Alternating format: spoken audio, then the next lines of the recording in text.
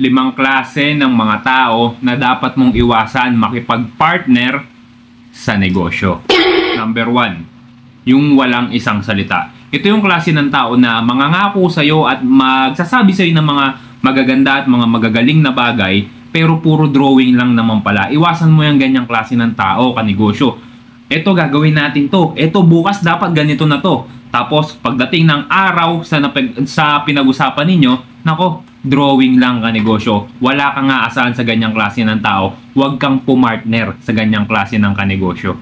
Number 2, yung sira sa oras. Alam nyo kung sa gimmick pwede yan. Walang problema dyan. Filipino time. Lahat naman tayo ganyan, di ba? Kapag ka may pupuntahan, pagka travel, pag may lakwatsa, Filipino time tayo lahat. Maging ako, Filipino time ako. Pero kapag kausapang negosyo, X yung ganyang kanegosyo. Wala kang aasahan sa ganyang klase ng tao. Yung tipong na pag-usapan nyo na ganitong oras, ganitong petsa, pagkatapos hindi dadating, diba? Or sobrang late kung dumating, wala kayong matatapos na negosyo kapag ganyan. Umpisa pa lang, nagpakita na siya ng hindi magandang attitude. Tapos ikaw, ready ka, diba? Talagang eager na eager ka simulan yung negosyo. Eager na eager kang patakbuhin at kumita na magandang pera sa negosyong pinaplano ninyo. Tapos yung kanegosyo mo late. Worse, hindi pa dumating. Diba? Huwag kang pumareha sa ganyang klase ng kanegosyo. Walang patutunguhan yung negosyo na gagawin ninyo kapag ganyang klase ang tao na sasamahan mo. Number 3, yung pabago-bago ng isip. Iwasan mo yung ganyang klase ng tao. Halimbawa, ganito kanegosyo. Usapan nyo sa hatian, sa kikitain is 50-50. Tapos, biglang kinabukasan, uy, parang lugi ako 60-40. Tapos, ang pinakamahirap pa nun, nagkapirmahan na kayo. Although kapag gano'n naman nagkapirmahan na kayo, wala na siya magagawa dun. Kaya lang, kung sakaling ganyan na makatagpo mong tao, nakapartner sa negosyo, imagine kanegosyo kung gaano kabigat na sakit sa ulo at stress yung dadalhin mo sa pakikisama sa kanya. Lalo na kung medyo mahaba-haba pa yung kontrata na pinagkasunduan ninyo. Diba? Kapag ganyang klase ng tao, pa iba-iba ng isip, pabago-bago ng isip, walang isang salita, iwasan mo yan kanegosyo. Mas mainam pa na magsolo ka na lang sa itatayo mong negosyo kung kaya mo naman. Hindi ba? Hindi mo na kailangan pang humanap ng kapareha, ng kapartner sa negosyo kung kayang-kaya mo namang simulan at patakbuhin yung negosyo na pinaplano mong gawin. Diba? Ikaw na lang. Kesa makatagpo ka pa ng ganyang kapartner sa negosyo, walang pahihinatnan niyang kanegosyo. Mag-aaway lang kayong dalawa. Hindi ba? Hindi ko sinasabi na hindi maganda magkaroon ng partner sa negosyo. Okay rin na magkaroon ng partner sa negosyo kasi risk sharing yan and sharing of ideas rin yan kanegosyo and skills, knowledge, di ba? Pero kapag kausapang partner sa negosyo, pipiliin mo ng mabuti yung taong pakikisamahan mo, di ba? Iwasan mo yung ganitong klase ng mga tao na ipapartner mo o gagawin mong kapartner kapag ka nagne-negosyo ka.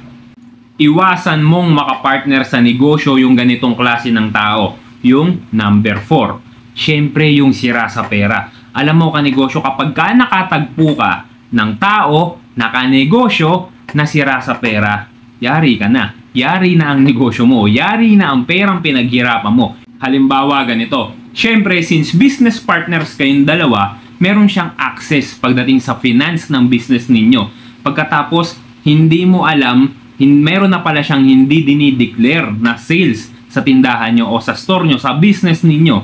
Yari ka kanegosyo. Hindi ba? Kaya umiwas ka sa ganyang klase ng mapapartneran mo sa negosyo. Napakahirap ng ganyan, yung taong sira sa pera. Kumikita yung negosyo ninyo pero hindi mo nararamdaman. Ayun pala, merong taong nagkakangkong ng pera ng negosyo ninyo. Yung pinaghihirapan ninyo, meron lang isang taong nakikinabang.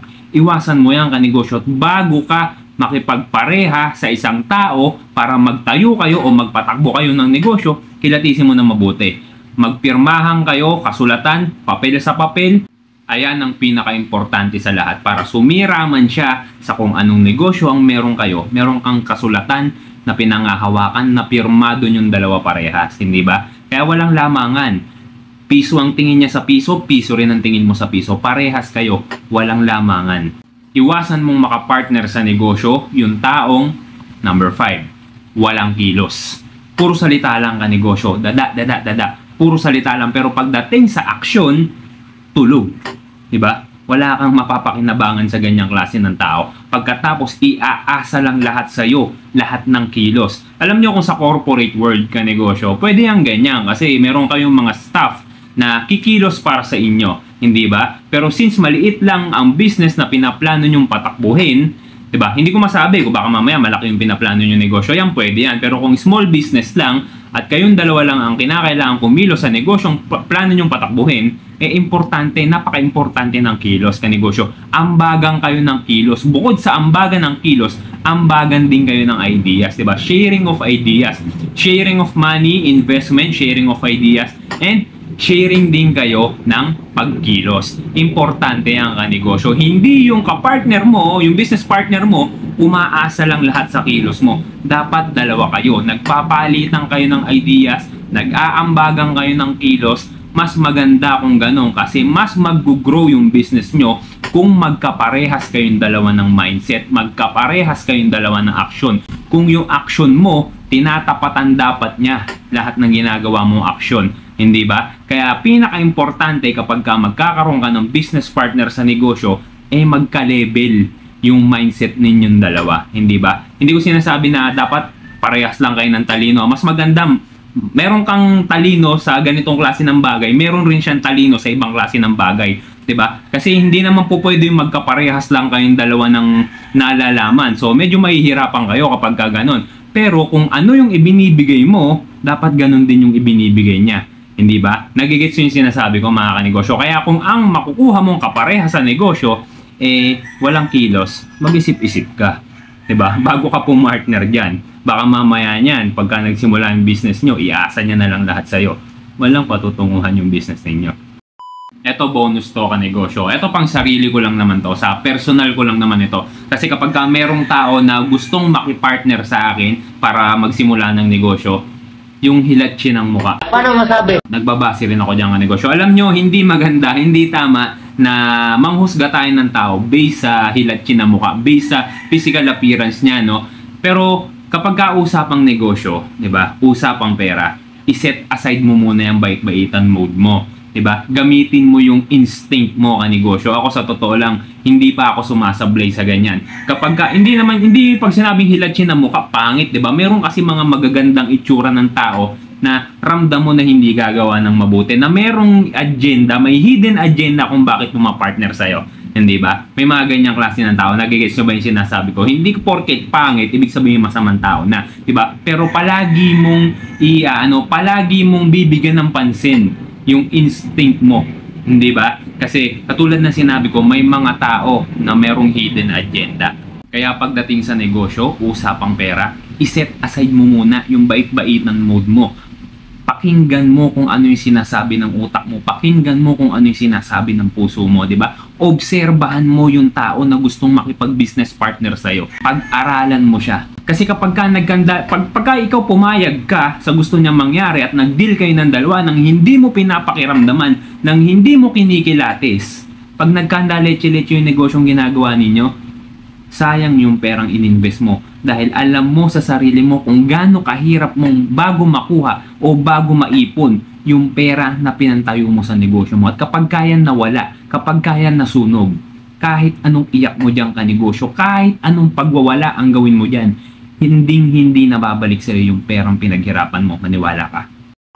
Mga kanegosyo, bago ko po tapusin ang video natin for today, gusto ko muna ipakilala sa inyo ang Volts, ang charger na sakalam para po sa mga tao na gustong magdagdag ng negosyo, especially yung mga sari-sari store owners na kagaya ko. Pwede ka rin namang mag-business ng ganito kung wala kang sari-sari store. Kasi ito pong negosyo na to ay para po sa lahat. Sa halagang 3,388 pesos, pwede mo nang iuwi ito. Ma-order mo na to kanegosyo. Hindi po kasama to, mamaya papakita ko sa inyo kung ano to. So, eto po mga kanegosyo, napakaganda po ng inambag nito personally sa aking tindahan dahil nung sinimulang kong ilagay ang Volts sa aking sari-sari store ay gumanda po yung traffic. Ibig sabihin yung mga customers ko nadagdagan. Maging yung mga hindi ko naman suki dinadayo po yung tindahan ko dahil po dito sa itinitinda kong Volts. Dahil po kung mag-oobserba kayo ng mga sari-sari store dyan sa area ninyo, maghanap po kayo ng ganitong klase ng paninda. Sigurado kung wala po kayo makikita. O kung meron man sa 10 tindahan o sa 20 tindahan, baka isa lang ang merong ganito. Kaya napakaganda nito, kanegosyo, na i-add-on mo ito sa iyong sari-sari store. Dahil sigurado ako na dadayuhin ka ng mga customer kapag ka meron ka dito. Bakit ko nasabi yung kanegosyo? Dahil sino pa ba ang tao na walang cellphone? Hindi po ba lahat meron ng cellphone? At ano ang kadalasang masira sa mga taong may cellphone? Ulo. Hindi, joke lang. Hindi po ulo. Yung mga charger, hindi ba? Especially yung mga cable na ganito kanegosyo, hindi po ba? So, kapag ka nasira yan, syempre, kailangan nilang bumili ng bago. So, para makabili sila ng bago, kinakailangan nilang magpunta sa mall o sa pamilihang bayan dahil doon lang po makakakita ng ganitong klase ng mga produkto. Hindi Volts kanegosyo, yung ibang mga brand X, 'di ba? Yung mga medyo sabihin na natin na low quality na produkto, 'di ba? So doon lang sila maaaring makabili. Pero ang kagandahan kapag meron kang ganitong klase ng business at inilagay mo ito sa tindahan mo, pag nakita ng tao, uy, meron ka na palang ganyang klase ng paninda. Tamang-tama, nasira na yung charger ko. Oh, eto sakto, meron akong charger. O ito yung aking yung fast charger, 18 watts ito, sa halagang 349 pesos. Meron ka na magagamit na charger. Hindi ba? Kaso, yung nasira lang naman sa akin, yung cable lang. Okay pa yung adapter ko eh. Walang problema, suki. Meron ako dyan para sa'yo. Ayan, So, meron akong cable for Android sa halagang 99 pesos lang. Pwede mo na itong mabili, kanegosyo. Diba? Pwede mo na mabili to, suki. Diba? So, kung hindi ito para sa'yo, ano ba yung sa'yo? Type-C? Type-C, meron akong Type-C, 99 pesos lang rin to. Di ba? So, lahat nandito na. Meron rin po kanegosyo na Type-C na ganito. Ito, magandang klase rin naman to. Mas mabilis kumpara po sa ganito. Di ba? So, parehas lang po siyang Type-C, ayan kanegosyo, pero mas mabilis po yung ganito. Di ba? So, kung budget mo lang hanap niya, bigay mo yung 99 pesos. Kung gusto niya na maganda, mas mabilis, ibigay mo itong tigo 199 pesos natin. Di ba? Kaso naka-iPhone ako, walang problema kasi meron tayong pang iOS. Di ba? 199 pesos lang rin yan kanegosyo. Kayang-kaya at afford na mga suki mo yan. Di ba? So, pasensya na kayo, bawas na kasi nasa tindahan ko to. Kinuha ko lang Binaklas ko lang mga kanegosyo di ba? Earphone kanegosyo, meron din po sa halagang 99 pesos. Pwede mo na ibenta sa suki mo, di ba? Okay?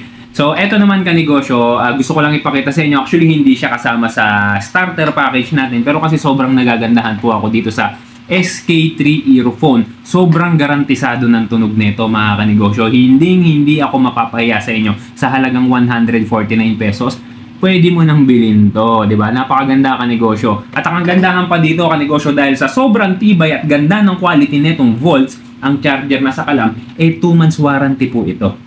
Diba? Kaya saan ka pa? Kaya kung ikaw wala kang sari-sari store at gusto mo gawing negosyo to para ibenta sa mga katrabaho mo at sa mga kakilala mo, ano pang hinihintay mo?